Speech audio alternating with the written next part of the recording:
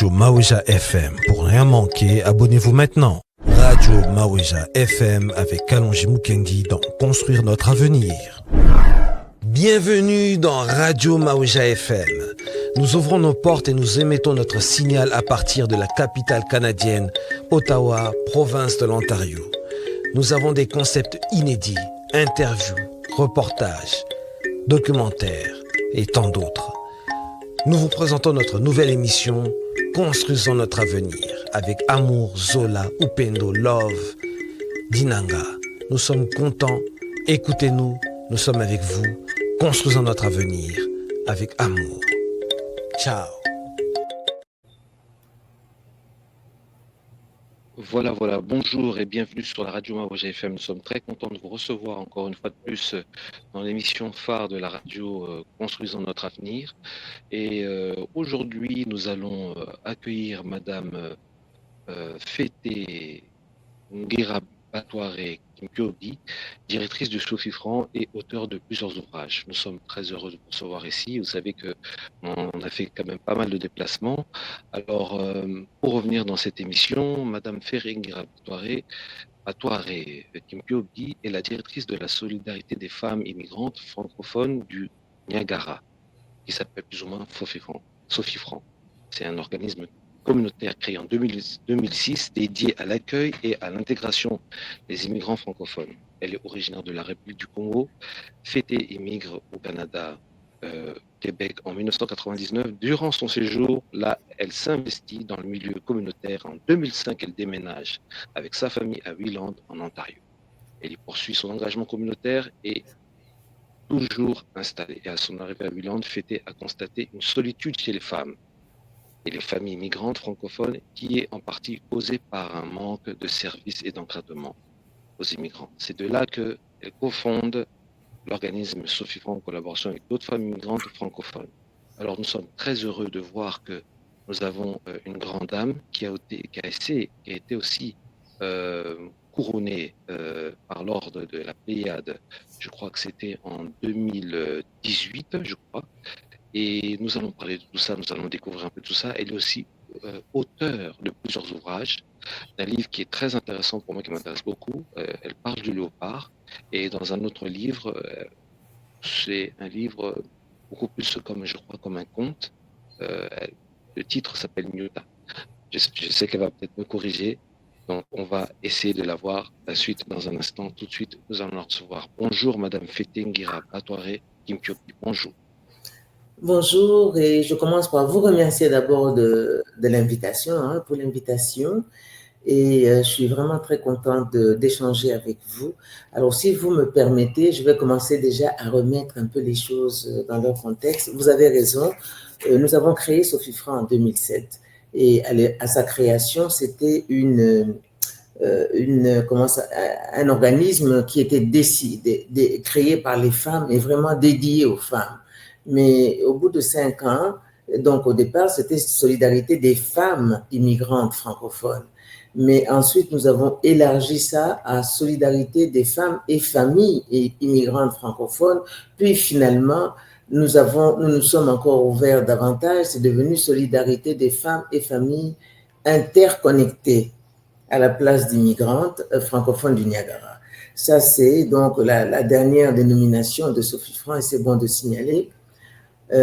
Deuxièmement, je viens de la République démocratique du Congo et pas du Congo, parce que l'autre Congo, c'est le Congo-Brazzaville. Moi, c'est la République démocratique du Congo. Et enfin, je dois signaler aussi, ça c'est une fierté pour la communauté et pas pour moi particulièrement. C'est vrai qu'en 2018, j'ai reçu la médaille de l'Ordre de la Pléiade. Mais tout récemment, le 6 mai dernier, j'ai reçu également la médaille du couronnement du roi Charles III qui m'a été remise par la lieutenant-gouverneur, Madame Edith Dumont. Voilà, ça c'est pour la communauté. Et pour ce qui concerne les livres, effectivement, on en parlera un peu plus tard. Nyota, c'est un conte qu'on pourrait dire philosophique africain. Voilà, c'est ça. Super, super, c'est important un peu, voilà, il y a tellement de choses hein, dans votre actif, il s'est tellement chargé de beaucoup de choses. Moi, vraiment, tout de suite d'emblée, hein, même si on part un peu du contexte, on sort un peu du contexte un peu journalistique, déontologie, voilà, mais en tant qu'humain et bantou, vraiment très fier de vous, puisque vous avez été couronné quand même. C'est très bien quand le travail est reconnu. Et quand on acquiert cette reconnaissance-là, surtout dans le pays là où on a euh, travaillé comme pas possible hein, pour avoir des résultats probants, alors quand même, un petit mot là-dessus. Qu'est-ce que ça vous a fait durant déjà 2018, vous avez été décoré et le 6 mai, vous dites que vous avez été couronné. Donc, dites-nous un peu vos, votre sentiment. Qu'est-ce que vous avez ressenti ce jour? Bien, pour être très honnête, le sentiment, c'est beaucoup d'humilité, de modestie, n'est-ce pas? Parce que cette reconnaissance, elle est toujours liée à quelque chose. Et en l'occurrence, elle est liée au travail que nous faisons depuis pratiquement 19 ans au cœur de la communauté. Quand je suis arrivé au Niagara, c'était très rare de voir des personnes de couleur, n'est-ce pas, des minorités visibles. Mhm. Il pouvait faire 2, 3, 4 jours, c'était sans voir une personne noire en fait. Et je me souviens même que quand on allait dans les institutions, par exemple, pour ouvrir un compte en banque, je me souviens, on est arrivé, c'est un épisode qui est resté dans une banque pour ouvrir un compte, et puis la guichetière nous a demandé, mais qu'est-ce que vous êtes venu chercher ici? En fait, Wow. les gens quittaient le Niagara, parce que c'est au Niagara que ça se passe, pour aller vers les grandes cités, donc Toronto, Hamilton, etc. Puis voilà que nous quittons, nous, Montréal, pour venir nous installer ici dans le Niagara. Donc c'était une aberration pour eux. Mais Oui, on a tenu le coup, on a travaillé, et comme vous l'avez dit au départ, on a créé une structure qui a permis à la communauté d'exister, n'est-ce pas, et d'avoir une certaine lumière sur elle, de présenter sa culture, de socialiser, de créer des connexions avec la communauté locale, puis les communautés culturelles locales. Et donc, c'est un travail de longue haleine qui s'est construit, si vous voulez, sur plusieurs années.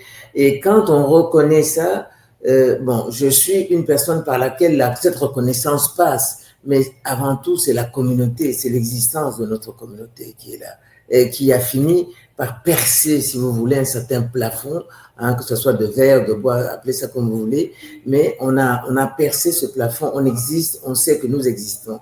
Et maintenant, nous interagissons avec énormément d'organismes, que ce soit des organismes locaux, un peu plus loin régionaux et même nationaux, pardon. Donc, c'est une très belle reconnaissance. Oui, c'est vrai, il y a une fierté, mais devant cette fierté, il y a d'abord la communauté qui a permis cette reconnaissance. Donc, comme je le disais, c'est beaucoup d'humilité et en même temps, beaucoup mhm. de fierté aussi. Les deux sentiments vont de pair. Mhm. D'accord, d'accord, très important je vois que vous insistez surtout sur l'humilité et la modestie. Je crois que c'est ce qui fait aussi, qui construit aussi la longévité et la santé mentale et morale et spirituelle aussi. Parce que vous en parlez beaucoup, j'ai vu quand même pas mal de conférences où vous insistez là-dessus.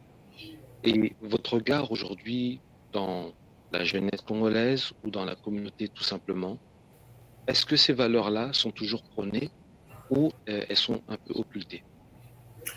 Bien, là, si vous parlez de la jeunesse congolaise en particulier ou bien la jeunesse noire, ça dépend. Vous posez La jeunesse noire, on va dire. la jeunesse noire. La jeunesse noire, moi, je veux me limiter à notre jeunesse ici, mais c'est un peu la même situation qu'on voit partout. Vous savez, nous avons tous été jeunes à un moment donné, et quand on est Mhm, jeune, on a besoin de guidance, n'est-ce pas? Et mhm, le grand problème actuellement de la jeunesse noire de façon générale est la perte de repères, n'est-ce pas? mhm, La mhm, perte de repères, et ces repères-là, qui doit les leur communiquer?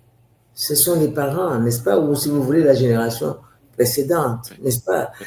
Et si la génération précédente elle-même n'a plus de certitude en termes de repères, Mhm. on dit la plus Mhm. belle fille du monde ne peut donner que ce qu'elle a, n'est-ce pas? Oui, oui, Oui, oui, oui. exactement. C'est ça que quand vous regardez, par exemple, nous avons des activités qui sont des activités qui entrent dans un cadre bien défini. Par exemple, nous avons le plus ancien festival du Niagara, qui est le Folk Art Festival. C'est plusieurs communautés qui vont présenter, n'est-ce pas, leur culture, que ce soit du côté gastronomique, culturel simplement, Mhm. traditionnel, etc. Quand je vois, par exemple, des communautés comme la communauté chinoise, la communauté indienne, etc., vous voyez les jeunes habillés en tenue traditionnelle, en train Oui. de performer, etc., et tout Mhm. ça, vous voyez là que la transmission verticale a été faite de manière irréprochable.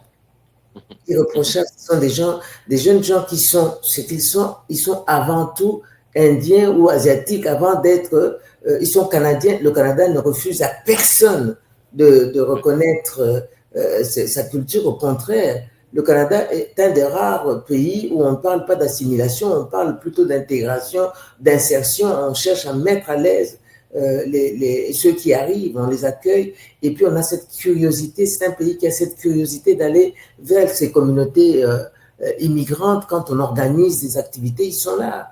Hein, ils mangent avec nous ce que nous présentons, ils sont là, ils sont d'une curiosité, c'est quelque chose de fantastique, ils ne demandent qu'à apprendre. Mais Ouais. ils ne peuvent apprendre que nos jeunes ne peuvent offrir que ce qu'on leur a appris. Alors, dans cette transmission-là, verticale, est-ce qu'elle est faite correctement? C'est là que la discussion peut se situer. Et c'est pour ça que je suis très, très contente de votre média, d'apprendre que votre média existe, parce que vous pouvez faire énormément dans ce sens-là, provoquer des discussions qui aillent dans le sens où on peut voir est-ce que réellement nous transmettons à notre jeunesse ce dont elle a besoin. Parce qu'à un Mhm. moment donné, il y a cette révolte, je le dis, je l'écris aussi, que les jeunes, ils Ouais. grandissent comme les parents leur disent, vous êtes des Canadiens. OK, on les élève comme des Canadiens. Mais quand il Mhm. faut punir, on les punit comme des Africains. Déjà, ça déstabilise les enfants. Hein, Mhm. on va dire, Ouais. non, non, laissez faire, il est Canadien, il n'a qu'à aller vivre comme des Canadiens, il s'intégrera plus vite. Et quand ça ne va pas, oui, tu sais qu'en Afrique, c'est pas comme ça. Ça, c'est déjà quelque chose qui déstabilise l'enfant. Et en plus, on ne sait pas comment les Canadiens sévissent quand leurs enfants Mhm. sont à la dérive, voyez-vous. Donc, Mhm. ces jeunes-là, ils n'ont pas ce cadre-là qui leur permette de savoir exactement qui ils sont, parce que même si on dit on les élève comme des Canadiens, mais il arrive à un moment donné, ils comprennent par eux-mêmes qu'ils sont Canadiens, oui, mais Mhm. ils doivent rejoindre, si vous voulez, la cohorte des parents, des immigrants, parce que bon, on les catégorise aussi comme, sous papier, ils sont Canadiens. Mais quand on les Ouais. rencontre, écoutez, un noir est un noir, je suis désolé. Donc, ils se Ouais. rendent Ouais. compte que son copain canadien n'a pas le même, canadien de souche n'a pas le même traitement que lui-même. Et à ce moment-là, ça peut créer la révolte. Mais c'est parce qu'ils Mhm. sont mal préparés. Et qui en est responsable?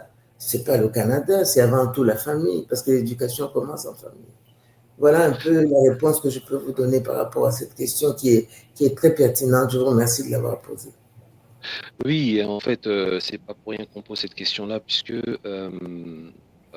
vous avez fait déjà un très grand combat déjà d'intégration avec les femmes et les familles. Vous avez fait un long combat, vous avez vraiment cravaché, comme on dit dans certains langages. Euh, Après ce combat-là, c'est vrai qu'on a une observation que beaucoup de familles s'intègrent, peut-être les familles afro-caribéennes, mais dans l'Afrique centrale, c'est là où on parle de la perte d'identité. On voit que, oui, la jeunesse est en perte d'identité. J'ai suivi, euh, vous étiez au SAC 2022 en train de présenter en fait votre livre, vous parlez du léopard, vous parlez du ngo, vous parlez de plusieurs choses. Mais à la fin, quelqu'un vous a posé une question et vous avez dit, soit on décide de se dire les choses telles comme elles sont et de parler vrai, de dire les mots qu'il faut pour changer, ou soit on accepte et puis bon, tant pis. Mais je constate que chaque fois, dans les discussions, on tourne autour du pot. On tourne, on ne dit pas les mots qu'il faut et on ne met pas les choses en place pour les mettre. Qu'est-ce qu'il faudrait, selon vous? Est-ce que Sophie Franc doit encore se réactualiser en 4.0 ou en 5.0 dans ce sens-là? C'est une question. Sophie France, s'il faut parler de l'organisation, de l'organisme, Sophie France est un organisme qui a 4 secteurs bien définis, qui sont le social, secteur social, c'est ce que nous socialisons à travers des activités telles que des soirées sociales, des soirées de dames, nous avons le réveillon, nous avons des soirées intergénérationnelles pour connecter les aînés aux plus jeunes, etc. et tout ça. Le deuxième volet, c'est le volet économique. Et à ce propos, nous avons pas mal d'activités. C'est ça qui nous a conduit d'ailleurs toute l'équipe à London quand on s'est vu, parce que je participais à l'atelier justement sur l'économie, n'est-ce pas? Et à cette occasion, j'ai aussi signaler le fait que nous avons pas mal d'histoires à succès ici dans la région, parce que nous abordons toujours la question de toutes les questions, notamment les questions que ce soit sociales, économiques ou culturelles, bien entendu, et éducatives. Ce sont des questions qu'il faut absolument aborder d'une manière qui soit culturellement adaptée. Voyez-vous? Oui. Ça ne veut pas dire qu'on fait exception, mais on arrive avec des mots, avec qui permettent aux gens de comprendre, de faire des corrélations entre, parce que les ateliers sont préparés pour la population canadienne vivant au Canada, etc. Donc, peu importe d'où on vient, on est supposé, c'est un peu uniforme. Mais vous avez des personnes, par exemple, dans le domaine économique, qui ont performé chez eux, qui ont été des femmes ou des hommes d'affaires formidables et qui, arrivés ici, ont du mal à décoller. Ben, tout simplement parce qu'il y a pas mal de barrières, de compréhension, etc. Il suffit d'abord de discuter avec eux et qu'ils vous expliquent exactement les barrages et puis de pouvoir faire des comparaisons en prenant des exemples en termes de mots et qui soient culturellement, comment dirais-je, abordable, appréciable et compréhensible pour eux, voilà, ben ça va beaucoup plus vite. Nous avons une dame ici qui vient d'ouvrir une garderie. Elle est partie d'une garderie en milieu familial. Maintenant, elle a une garderie avec une autorisation du ministère d'aller jusqu'à 40 enfants. Donc, c'est fait. Nous avons des femmes d'affaires qui ont ouvert leurs petites entreprises et qui fonctionnent très, très bien. Nous sommes dans le Niagara. Donc, ça veut dire que l'approche que nous faisons est une approche qui est absolument gagnante. Maintenant, pour revenir à la question des jeunes avec cette forme de perdition, si on peut dire, entre guillemets, Sophie Franc ne peut faire que des ateliers qui soient en alignement avec son mandat. Ça, c'est très important. On ne peut pas sortir du mandat pour commencer à faire, n'est-ce pas, discourir tout à fait à côté, au risque de nous faire prendre pour ce que nous ne sommes pas et surtout de nous écarter de notre mandat. Il y a des discussions qu'on peut avoir avec les parents et vous savez qu'au Canada, il y a des domaines qui sont sacrés, n'est-ce pas? Notamment la religion, le sexe, la politique, n'est-ce pas? Il y a des domaines comme ça, on évite de discuter de ça. Or, vous savez, par exemple, que dans nos communautés, la religion est très présente. OK? Et donc, les gens voient souvent tous les problèmes à travers le prisme de la religion, ce qui n'est pas mauvais, au contraire. Mais maintenant, est-ce que l'interprétation qu'ils en font répond aux préoccupations des jeunes au moment où les problèmes se posent? Est-ce que c'est en adéquation avec les problèmes des jeunes? Est-ce que la réponse qu'on peut donner aux jeunes peut les satisfaire au point que ça puisse provoquer, par exemple, des changements ou même une réflexion en eux? C'est tout ça qu'il faut essayer de mettre, de faire une mise à jour et d'avoir le courage d'utiliser, d'avoir le courage d'abord d'une discussion, d'organiser une discussion et à travers cette discussion-là, d'avoir le courage aussi de dire certains mots M-O-T-S qui provoquent des mots M-A-U-S, M-A-U-X, pardon, dans la communauté, voilà, chez les jeunes. C'est vrai.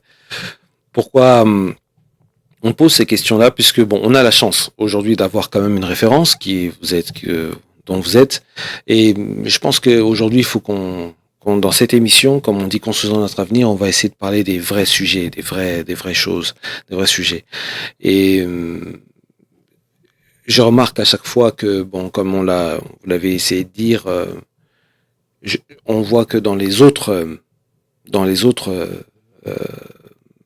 c'est pas comparaison n'est pas raison, mais on le voit, on le constate quand même que dans les autres ethnies, comme les Indiens, les Arabes, que ce soit Maghrébins, Moyen-Orient, voilà, ils ne laissent pas leur culture, ils sont dedans, ils seront toujours dedans, ils le sont dedans. Bon, il y a peut-être quelques parents mais cette responsabilité, elle vient de nous parents, elle vient de la jeunesse, puisque vous aussi vous avez été jeune et vous avez fait l'effort de encore percer, puisque vous avez dit vous êtes parti un moment au Congo, vous avez fait un retour au bercail et vous avez cherché à comprendre tout ce qui est la phase initiatique des Ngo, des léopards, dont je crois votre grand-père ou votre père était initié. Vous avez cherché à comprendre qu'est-ce qui s'est passé, qu'est-ce qui se passe. Mais ça c'est vous. Mais pourquoi? Bon, ma question, j'ai plusieurs questions. Excusez-moi, je déborde de questions parce que c'est très intéressant. Alors, je vais y aller une à la fois. Dites-moi maintenant, vous avez fait un retour au Congo, hein, pour comprendre tout ce qui est cette phase initiatique avec le Ngo, le léopard. Ça s'est décliné même avec un livre. Pourquoi vous avez fait ce retour au bercail? Bien, ça c'est une bonne question aussi, vraiment. En fait, j'ai grandi en Europe, ok? Mais j'ai eu la chance d'avoir un père qui fut, soit dit, le deuxième président du Parlement congolais, c'était Kim Kyobi. Et quand on rentrait de France, pendant les vacances, on passait juste une semaine à Kinshasa, la capitale. Ensuite, il nous expédiait au village pour aller au village, rester avec les tantes, les oncles et surtout avec le grand-père. Vous étiez dans le village au Grand Bandundu, Maïndombe? Non, pas Maïndombe, c'était du côté de Boulungunkara, tout ça, oui, c'est ça, c'est de ce côté-là, pas Maïndombe. On est dans le Bandundu, le Maïndombe, c'est dans le Haut-Ndu. Alors donc, oui, on allait au village. Et ça, je m'entends vous dire qu'en quittant Paris, la ville lumière, aller au village sans lumière, tout le monde traînait les pieds, on boudait, on lui en voulait à mort. Mais j'ai toujours été une personne très curieuse, soit dit en passant. Et donc, même si je ne parlais pas le dialecte, mais j'étais curieuse de voir ce qui se passait. Et puis surtout, j'écoutais beaucoup ce qui se disait. Le grand-père, justement, pour me parler de lui, ce livre, je l'ai écrit, soit dit en passant, pour l'honorer parce que je l'aimais beaucoup. Nous adorions notre grand-père. C'était un homme d'une humilité, c'est pas possible. Quand on disait qu'il était Ngo, comme vous dites, léopard, on le regardait, ben, c'était un homme tout ce qu'il y avait de plus ordinaire. Mais il avait cette capacité de se mouler. C'est un peu comme un caméléon qui se moule dans son milieu. Moi, j'adore le caméléon, le trait d'hypocrite, c'est pas vrai. C'est un animal qui, si je peux l'appeler ainsi, qui sait se mouler, donc il est tout à fait pacifique. Il ne va jamais provoquer des discussions. Et mon grand-père, j'ai voulu l'honorer, j'ai voulu reconnaître justement ce qu'il était, parce que ce sont des sociétés initiatiques africaines. Aujourd'hui, nous avons tous tourné le dos à ça, mais je ne sais pas si c'est une très bonne chose, parce que ça a été remplacé par quoi? Parce que la vie n'aime pas le vide. Quand vous vous détournez de qui vous êtes, vous remplacez ça par quoi? Et quand vous remplacez ça par quelque chose, est-ce que ça vous nourrit réellement? Est-ce que ça vous fait progresser dans la vie? Parce qu'on dit toujours, pour savoir là où si tu es dans des bonnes, sous la bonne voie, regarde d'où tu viens, regarde où tu te trouves. Comme ça te permet de voir, d'avoir une bonne perspective d'avenir. Mais en tout cas, pour revenir sur moi, oui, j'ai j'ai été passionnée, j'ai voulu savoir, j'ai enquêté. D'ailleurs, c'est un livre qui doit avoir une deuxième édition parce que ça a été complété par mes voyages. Quand je pars, je retourne chez moi, les gens, quand ils apprennent ça, il y a telle chose que tu as oublié, il y a telle chose, tu dois voir tel chef. Inengo aussi, il peut te donner d'autres informations, etc. et tout ça, voilà. Et moi, ça me passionne énormément parce que je sais que c'est du concret. C'est du concret. J'ai vécu ça moi-même à la mort de mon grand-père quand je devais aller à son enterrement. Eh bien, nous avons, je le dis dans le livre aussi, on a quitté Kinshasa pour aller vers le Bandundu sur la route. C'est une belle route asphaltée. Et donc, enfin, à cette époque-là, du moins. Et là, si vous connaissez la route, vous savez très bien qu'il n'y a que de la broussaille tout autour, il n'y a pas de forêt. La forêt est très, très lointaine. Il y a la broussaille et les léopards, en tant qu'animaux, vivent dans la forêt profonde. Mhm. Oui. Il n'y a pas de forêt profonde tout le long de la route de Bandundu. Et vous avez d'abord le léopard, il vit dans la forêt. Ensuite, vous avez le lion qui vit dans la savane, Dans la n'est-ce savane, pas? oui, oui, dans la savane, Et exactement. ensuite, vous avez des petits animaux qui sont dans la brousse. Donc, vous ne verrez jamais un léopard en train de se promener dans la savane, ni vous ne le verrez jamais encore moins dans la brousse. Et contrairement, je profite aussi de cette antenne pour rectifier. À chaque fois, je le rectifie. L'Occident a décrété que le lion était le roi de la forêt. Non. Or, le lion n'arrive jamais dans la forêt. Non, jamais le roi. lion, Ouais, il a toujours. Dans la savane. Oui. Donc, c'est impossible. Et on ne peut pas dire qu'il y a un roi de la forêt. Il y a des rois partout. Le lion est le roi de la savane, le léopard est le roi de la forêt. Et au niveau de la rivière, on dit que c'est le crocodile, par exemple. Et au niveau de la brousse, je ne sais pas, ça, je ne peux pas le dire. Il y en a qui disent que c'est, comment il s'appelle, le renard. En tout cas, dans la culture Luba, le renard est considéré comme étant le premier animal qui a été créé, en plus, en tout cas, qui a la suprématie et puis qui a l'intelligence aussi. Alors, donc, je suppose que vu son habitat, peut-être qu'il doit être du côté de la brousse. Mais en tout cas, c'est très bien contingenté. Donc, voilà, c'est ça un peu pour vous répondre. Ce sont mes incursions au village qui m'ont donné ce goût-là, qui m'ont ancré finalement dans ma culture et qui aujourd'hui me permet de penser que on a raté donc en tant que peuple, on a raté la plus belle partie de notre histoire. Du moins, j'espère qu'on va se reconnecter à ça. Mais jusqu'à présent, on a raté la plus belle partie de notre histoire. Ce sont nos traditions. Il aurait fallu que dès l'indépendance de nos pays respectifs, que nous retournions rapidement, que nous reconnections rapidement avec qui nous étions avant l'arrivée du colonisateur, comme certains peuples l'ont fait. Et malheureusement, nous, particulièrement en Afrique centrale, on n'a pas fait ça, on n'a pas su le faire, on n'a pas su faire cette transition-là. Alors, votre livre, on rappelle très bien que votre livre se vend sur Amazon, Dia, donc thérapeute et homme léopard, voilà. Et c'est en français, il y a l'édition française. Il y a donc la préface, on peut dire, c'est écrit, l'un des secrets de Dia résidait dans sa capacité de se moduler en la fréquence de chaque individu. Il était un enfant avec les enfants, un jeune parmi les adolescents, un sage avec les adultes et très sérieux avec les gens de sa génération. Ça, c'est un hommage à votre grand-père que vous aimez beaucoup. Ça se sent. Vous avez une relation, on dirait, qui est intemporelle, qui continue, on dirait. Alors, vous avez fait ce retour, vous avez écrit ce livre. Comment il a été perçu des personnes dans votre entourage? Comment il a été vendu? Comment ça se passe? Comment ça s'est passé? Bon, alors, il faut dire aussi que nous sommes en train de traverser une période de religiosité au niveau de nos pays. Et donc, il y a eu plusieurs réactions. Dans ma famille, personne n'a douté, puisqu'au niveau familial, tout le monde connaissait le phénomène. Hein. Le phénomène de grand-père léopard, oui. Et ceux qui ont vécu au village avaient tellement de choses à dire, parce que quand il y avait, par exemple, il manquait à manger, lui, il allait faire la chasse. Et puis après, quand il revenait, il envoyait quelqu'un pour dire, elle va prendre la viande à tel endroit. Donc, il le savait, personne ne doutait. Et puis, quand vous allez dans ma région, par exemple, personne ne doute de ça. Aujourd'hui, est-ce que la confrérie existe toujours? J'en sais rien, probablement, parce que tout est rentré dans le silence le plus total, n'est-ce pas? Étant donné l'immaturité souvent des gens qui ne comprennent pas, qui jugent très rapidement et tout ça.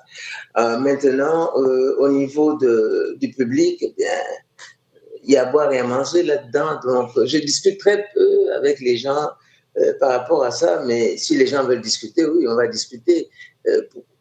Discuter sous le fait. Quand je suis allé avec à Kinshasa, j'ai constaté que les gens étaient, étaient plutôt positifs, mais ça dépend aussi. Hein.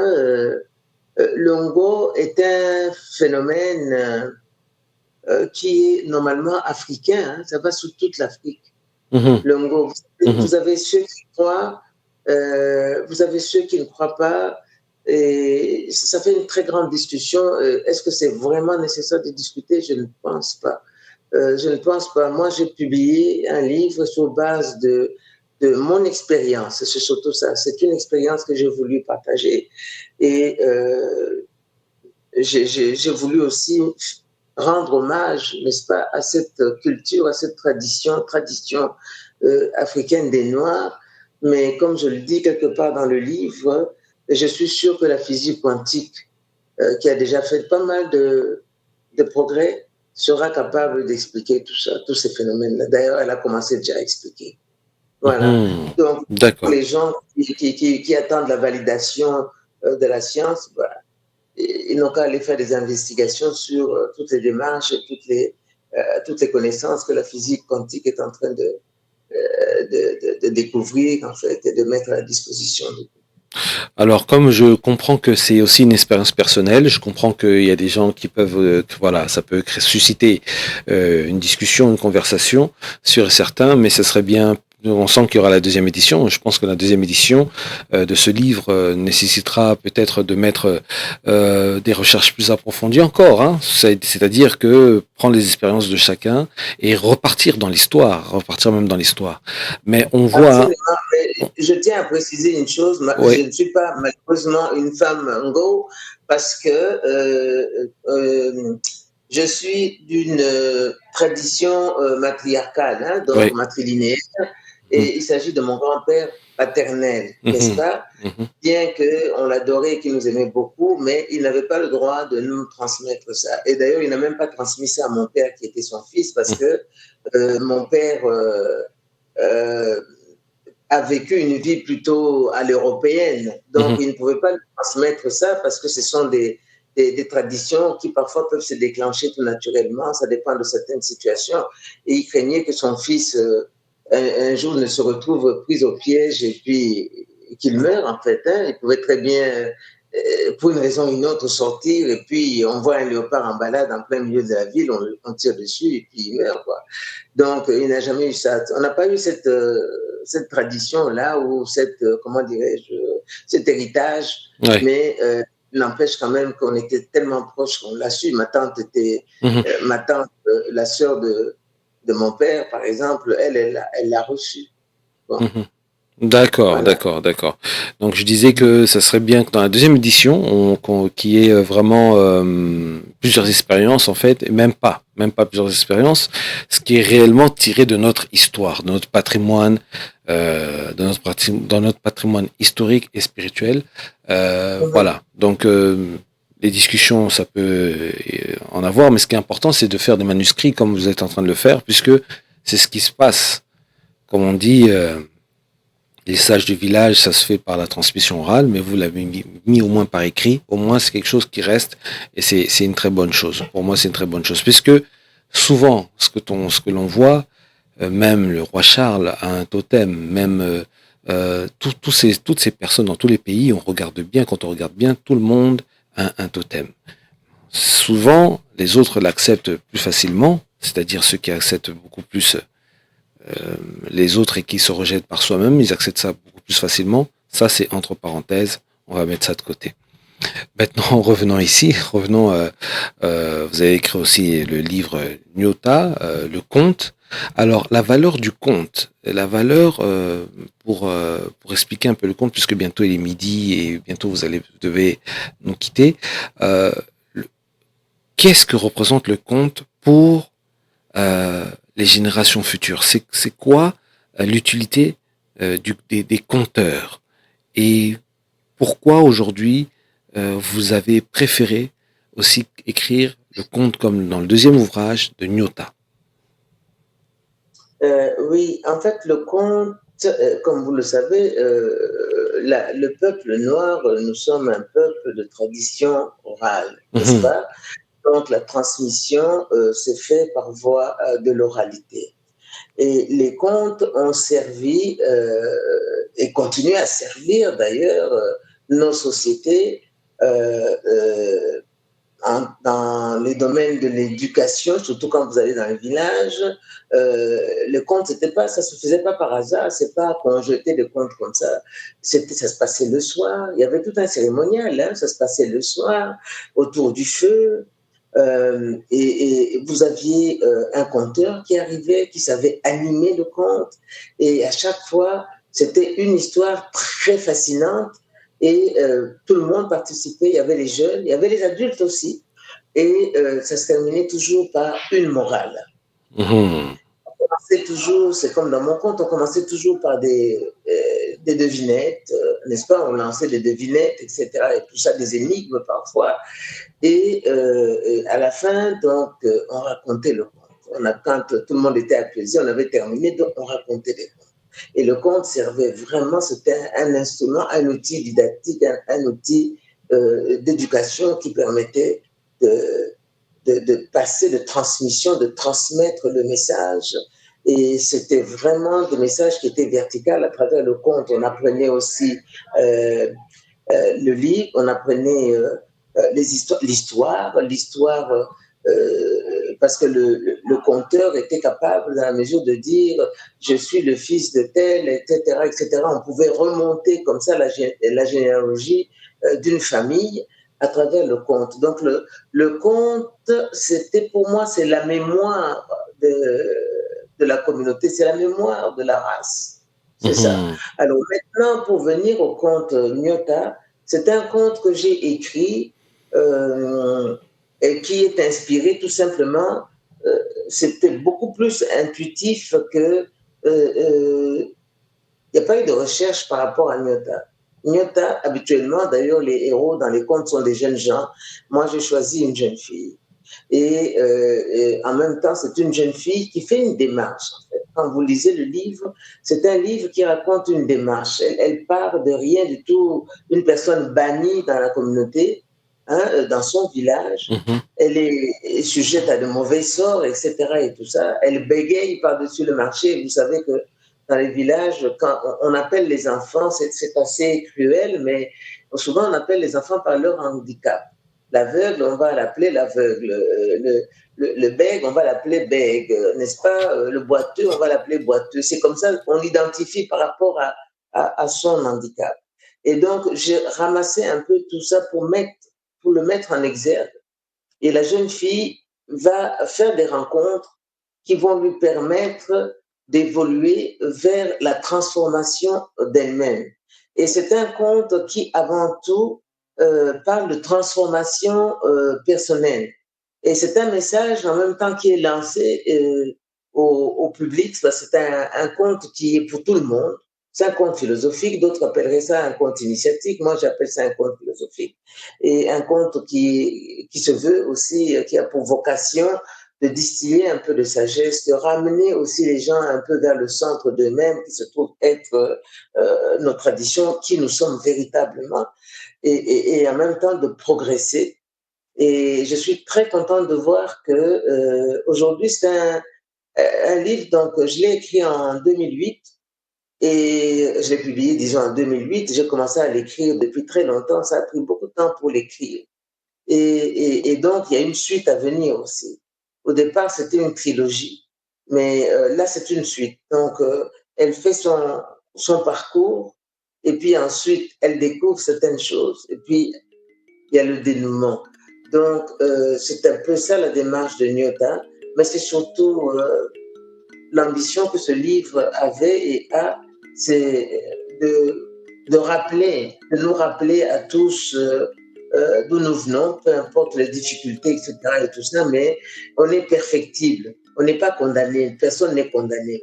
Le jour où on décide d'entamer une démarche de transformation, on peut transformer sa vie, on peut partir de rien, aller vers briller comme un diamant, alors qu'au départ, on était terne comme un charbon.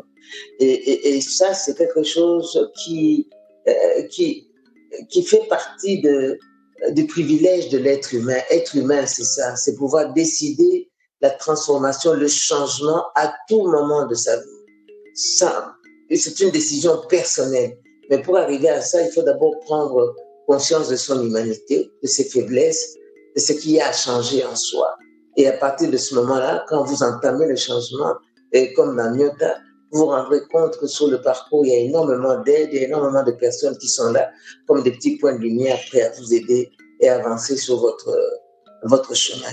Et quand vous interrogez les personnes qui ont réussi leur vie, surtout dans nos communautés, il y en a beaucoup, eh bien, elles vont vous parler d'abord des difficultés du départ, des découragements pendant le parcours, puis finalement de cette détermination, une fois que la personne comprend que tout est entre ses mains, elle est déterminée de façon tellement farouche qu'elle finit par obtenir ce qu'elle veut. Comme on dit, et toi, le ciel t'aidera. Mais tu dois t'aider toi-même, tu dois d'abord te prendre en charge. Il ne faut pas rester là à dire, je prie que le ciel m'aide. Non. Tu dois prendre la décision de changer, de transformer. Si tu décides de transformer ta vie, automatiquement, elle va se transformer. Peu importe les difficultés sur le parcours, mais si tu es déterminé, forcément, ta vie changera. Voilà, c'est un peu ça le message de Nyota, qui n'est pas encore achevé parce que c'est un livre qui est à compléter. Mais cette première partie, c'est déjà très puissant. Et les personnes qui ont lu ça, qui ont eu des discussions avec moi, ont toujours posé beaucoup de questions par rapport à ça. Et puis ont ressenti cet espoir-là que c'est vrai, c'est absolument. Voilà. En tout cas, un grand merci, Madame Fété. En tout cas, je suis très ravi, très content. Moi, je déborde de questions, mais le temps nous est limité. C'est les caprices de la radio, de la télé, c'est le temps. Mais moi, ça m'a fait vraiment beaucoup de bien et ça fait longtemps que je devais vraiment vous interviewer, mais je n'étais pas encore prêt. Il fallait que toutes ces choses soient réunies pour pouvoir vous interviewer. Alors moi, je suis très content. Je reviens toujours à dire que, vous voyez, je pense que quand on dit construisons notre avenir, c'est ça. C'est tant qu'on comprend que lorsqu'on retourne dans notre patrimoine, on devient toujours plus fort, toujours concurrentiel, toujours on a une valeur ajoutée. Comme cet exemple, quand je prends cet exemple de cet instrument qu'on appelle kalimba, qu'on appelle tisanji, qu'on appelle mbira dans plusieurs langues, ça, les Congolais l'ignorent, ils le font juste, voilà, comme ça de temps en temps, mais les Chinois se font des millions de dollars avec ça, des milliards, des millions de dollars. Même les anglophones qui sont en train de le faire et c'est rentré même dans tout ce qui est philharmonique, tout ce qui est comment on appelle ça, musique classique, c'est rentré dedans, donc ils le font rentrer, ils l'instituent dedans et ils s'en approprient. Et c'est là où le problème, on a toujours un décalage quand on s'ignore et quand on veut toujours aller croire que l'herbe est toujours plus verte ailleurs chez les autres. Donc c'était un message que je voulais vraiment vous dire. Merci en tout cas à vous d'être là et on se dit bye bye. Peut-être un dernier mot, peut-être en lingala ou en kikongo. Je ne parle pas trop kikongo, comme je dis tout le temps. Bana bampangi ya munu, bampangi ya munu, tuzolana. Voilà, c'est ça que je connais. C'est tout. Ok, en français, merci infiniment pour cette invitation et je vous félicite pour le travail que vous faites. Et j'aime bien justement votre motto là, construisons, n'est-ce pas, ensemble, notre avenir. Donc c'est quelque chose de particulier et continuer sur cette voie-là à sensibiliser les gens. C'est très bien. Bon, apprécie, on a tombé autant j'apprécie, merci mingi, le quoi, une invitation, ososala mosala moko kitoko continuer kaka mosala yango kotika te eza eloko moko ya esengo ya malamu mpenza ozosala mpona communauté na biso mpe jeunesse na biso. Momepesa nge merci mingi na motuni na ngai koinvita mo na émission na ngai kisala ngai kesala kisala mosi ya kitoko yo kisala mosi ya mfunu nge continue nge landa kosala yo na niveau ya na niveau ya na kitesu ya communauté na betu nyonso parce que bete na mfunu na yo bantuke na mfunu na kuwa yo bantuke na mfunu na kuvutuka na katikati na bo sana kokuma betu vutuka betu kuma bantu na sens nyonso tu ya zina yi na bantu. Merci mingi. Waouh, quelle chance de parler toutes les langues comme ça, nos dialectes comme ça au Congo. C'est... Même Tuluba, ça je ne connais pas. Tuluba, je ne connais pas. Swahili, non, je ne connais pas non plus. Donc,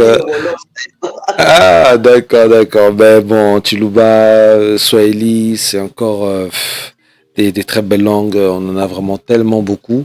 Et c'est ce que nous essayons de faire la promotion. Mais on s'est donné ce mandat de parler à tous ces jeunes de la diaspora.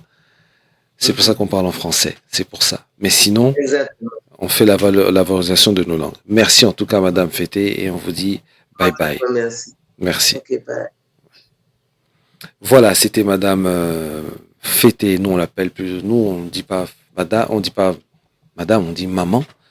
Hein, maman, mamou, en Chiluba. Voilà, Fété Ngira Batouare Kimpiobi, directrice du Sophie-Franc et auteur de plusieurs ouvrages. On a essayé de traverser vite fait un peu sa biographie, on en a parlé. Moi, je voulais beaucoup plus parler comme on peut dire, de l'apothéose, c'est-à-dire ce qu'elle a concrétisé et ce qui a fait qu'elle a été valorisée, couronnée, médaillée. Je voulais parler de ça, parce qu'on n'en parle pas assez. Pour elle, comme on dit, chacun ne peut pas mesurer sa propre taille, mais nous, les médias, on doit en parler. Puisque souvent, ces genres de personnes font un travail colossal, un grand travail, mais quand c'est promu, quand c'est couronné, on n'en parle pas assez, et nous, on doit faire l'effort d'en parler.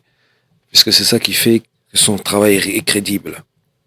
En tout cas, merci à tout le monde, à tous ceux qui nous ont suivis, merci à vous, et je vous dis bye bye, à la prochaine. Radio Mawija FM, pour rien manquer, abonnez-vous maintenant. Radio Mawija FM avec Kalonji Mukendi dans Construire notre avenir. Bienvenue dans Radio Mawija FM. Nous ouvrons nos portes et nous émettons notre signal à partir de la capitale canadienne, Ottawa, province de l'Ontario. Nous avons des concepts inédits, interviews, reportages, documentaires et tant d'autres. Nous vous présentons notre nouvelle émission Construisons notre avenir avec amour, Zola, Upendo, Love, Dinanga. Nous sommes contents, écoutez-nous, nous sommes avec vous. Construisons notre avenir avec amour. Ciao.